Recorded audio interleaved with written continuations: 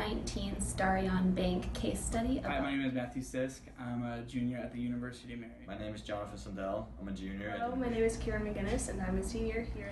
Hi, my name is Breck Hendrickson, and I am a senior. In charge of the financial analysis piece of this project, and I compared Starion Bank and Kirkwood Bank and Trust, based out of Bismarck, North Dakota.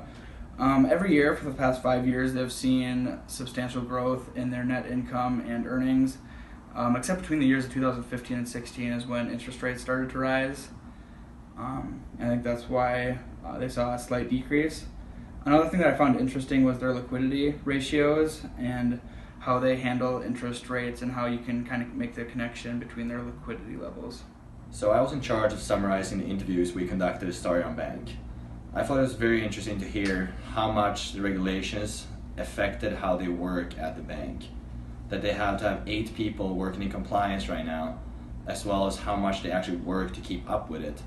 Because they didn't want to outsource any of their compliance work just to keep everything local and save some money.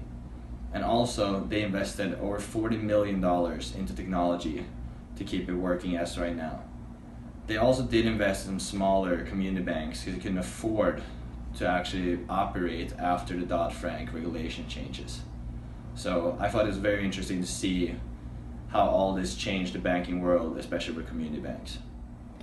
So for our case study, I was in charge of summarizing the regulation that was updated after Dodd-Frank and seeing how that related to our case study bank. When we began to go through the different sorts of regulation, we noticed that with Dodd-Frank, there were additions to the amount of regulation and check that had to happen from the bank side towards the customers. And not only did this affect just a daily customer that would walk into the bank, but on a larger scale for a commercial basis.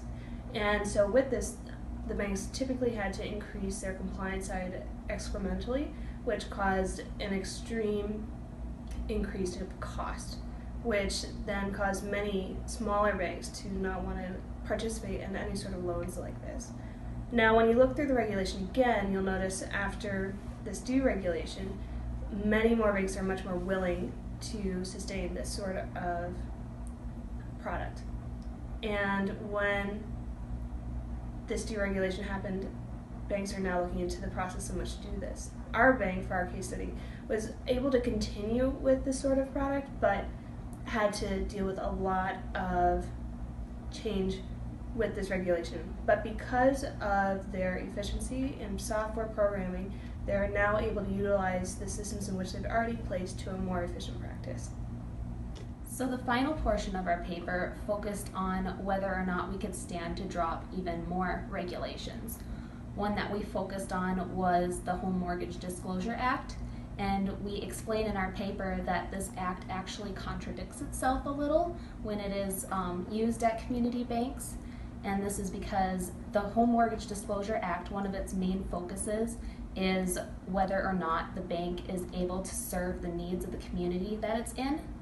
And if community banks are using their already stretched resources on compliance with regulations, then they have less resources and time to spend actually serving the community and making loans and such that the community needs.